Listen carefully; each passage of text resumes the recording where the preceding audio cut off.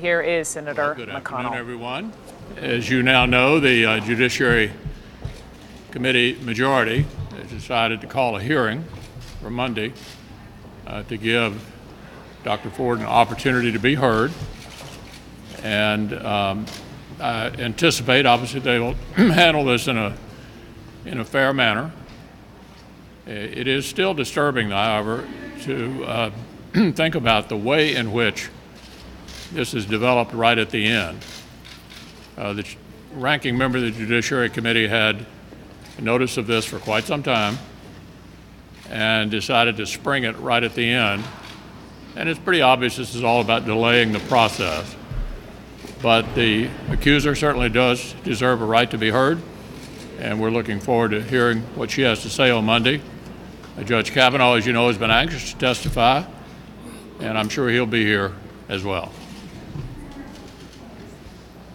So far, Dr. Ford's lawyer has refused to respond to invitations to participate in a bipartisan process, which is traditional in judicial nominations, either responding to the staff for an interview or even the invitation to come testify on Monday. But we certainly hope that she takes advantage of this opportunity if she still would like to. If she'd prefer to do this in a closed setting, that's her choice, but we've offered her basically either an open or closed setting. But again, to reiterate what Leader McConnell, the point he made, we wouldn't find ourselves, nor would Dr. Ford find herself in this situation if Senator Feinstein hadn't sat on this letter she's had since July, said nothing about it during the course of the hearing for Judge Kavanaugh, and now raising it at this late date. But we believe that the process of confirming judges should continue to be bipartisan. We're hopeful that our Democratic colleagues will join us in making sure that we can restore some dignity and civility and decorum to the process, rather than just have another repetition of what we saw during Judge Kavanaugh's earlier hearing, which is basically having a judiciary hearing by mob rule. As the leaders pointed out, the situation in the Supreme Court is entirely of the Democrats' own making.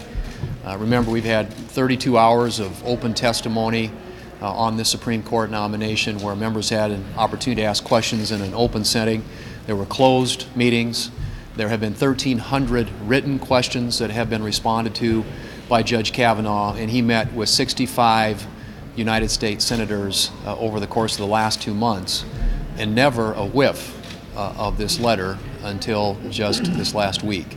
And so this is a process that the Democrats have created, and it's entirely now up to us to try and make sure that Dr. Ford has her side of the story heard, as well as Judge Kavanaugh, and we hope that she will take advantage of that opportunity and we can move forward with this process. In the meantime, we continue to get record economic news. In addition to having 4.2% economic growth in the second quarter of this year, very robust number, we also saw middle income levels reach their highest level ever in 2017.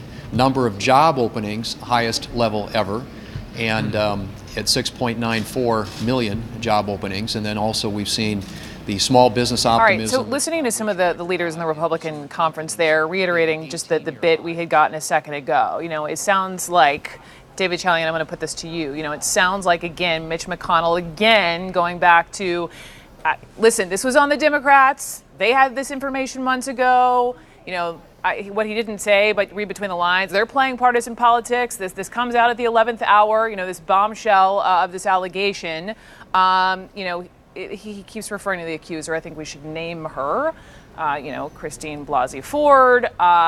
He's saying, listen, we want to have this hearing, whether she's there or not. We're offering her a private, closed hearing or a public hearing.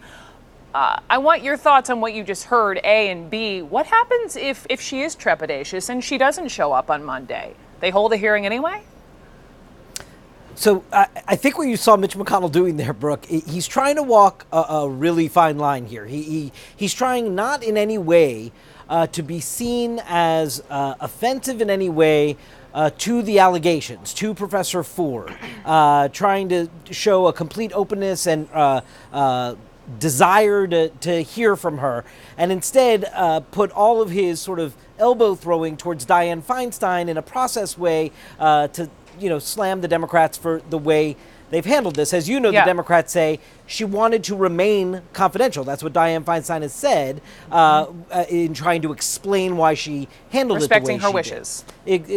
That is what Senator Feinstein says is the reason why she handled it this way. Hang on, David. I'm hearing Senator McConnell still talking. Hang on.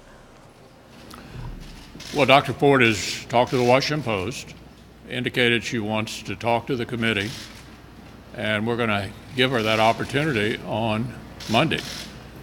There have been multiple investigations. Judge Kavanaugh has been through 6 FBI investigations in the course of his lengthy public career. We want to give the accuser an opportunity to be heard, and that opportunity will occur next Monday. But there's been no investigation into this. Should there be one? She's going to have an opportunity to be heard Monday. The committee will make decisions about the makeup of the hearing, but she's been asking for the opportunity to be heard, and she's going to be given the opportunity to be heard on Monday. As Senator Cornyn pointed out, she could do it privately if she prefers, or publicly if she prefers. Monday is her opportunity. You've had several meetings with members of the Judiciary Committee on this topic and how to forge ahead here. That said, that would indicate, in your mind, the fact that you're having these big meetings, that this nomination is in trouble. We know you only have a 51-49 majority here. Are you concerned that this could tank this nomination, regardless of what's true or not in this case, because it's only 51-49? No, I'm not concerned about tanking the nomination. We've been meeting with the committee to agree to a process that is fair to the woman who is accusing here, that everybody can agree is a fair process. And the committee has agreed to do it the way I just outlined. I think that gives her ample opportunity to express her point of view. And Judge Kavanaugh, of course, has been anxious for days to discuss the matter as well. Thank you. All right, so Asha, let me come back to you just on the FBI point. As former FBI, and we know we played the sound earlier from Trump talking about how he feels like the FBI shouldn't be involved further and that they don't want to interview, this Kavanaugh matter any further. And we've heard from Democrats on the FBI as well. Well, what is the FBI perspective? Right. It's important to remember that the FBI's role in this whole process is to conduct the background check, as it does for other presidential appointees, even applicants to other agencies. They're actually acting as almost a subcontractor, uncovering information and then providing it to the decision maker, in this case, the White House, to look at and then determine what to do with it. The FBI is not the adjudicator here. Also, the underlying allegation here is not a violation of federal law. So there's no independent authority to investigate it as a criminal matter. That's not something they would do. But that's what, let me just stop you right there. Can I stop you? Because if you read the Anita Hill opinion piece in the Times, she says, and I wanted to ask you about this, select a neutral investigative body with experience in sexual misconduct cases that will investigate the incident in question and then present the findings to the committee. And she refers to then the senators on the committee as the fact finders, take the conclusion from said neutral, investigative body to determine the outcome. Is that plausible?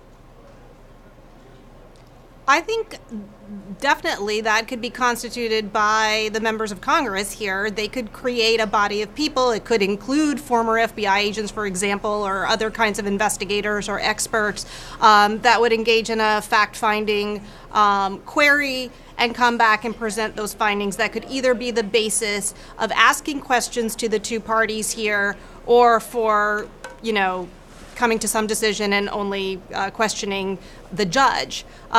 But in terms of the FBI's role as the FBI, that would really at this stage be at the discretion of the White House if they wanted to say, okay, we need more information on this as part of the background check. Could you interview some of these people? But they're not going to do it otherwise. Okay, the room is filling in the White House, which tells me we are moments away from seeing the president and the leader of Poland. Gloria, to you, What if, to your point, to use your great word, trepidatious, what if Professor Ford is hesitant, even though her attorney said she wants to testify? Yeah, she is trepidatious. So what if she doesn't show? I think what we know about the process so far, I mean, her taking a lie detector test, talking about it in therapy, dealing with it over years, I can't imagine that she wouldn't be nervous or scared. Yeah. You know, the stakes are very high. What I was hearing from McConnell was concern about timing more than anything else. McConnell was saying this is happening Monday. Like, no matter what. This is Monday. He kept talking about we want a fair process, but it's happening Monday. And he knows full well that the Democrats don't want it to happen Monday, that the Democrats believe there ought to be a different kind of a hearing, that there ought to be an investigation, which is what I'm presuming Professor Ford will also want. And that Grassley, the chairman of the committee, has not even communicated with her attorney yet. So that means things are so unsettled, and the committee clearly wants this done before the midterms, clearly wants Kavanaugh confirmed, and they are making their point about process, which is, you know, you threw us, you know, you blindsided us here, and we're not going to let you get away with that. And we're going to give her hearing, but it's going to be on our timetable, not yours. And they're going to stick with that.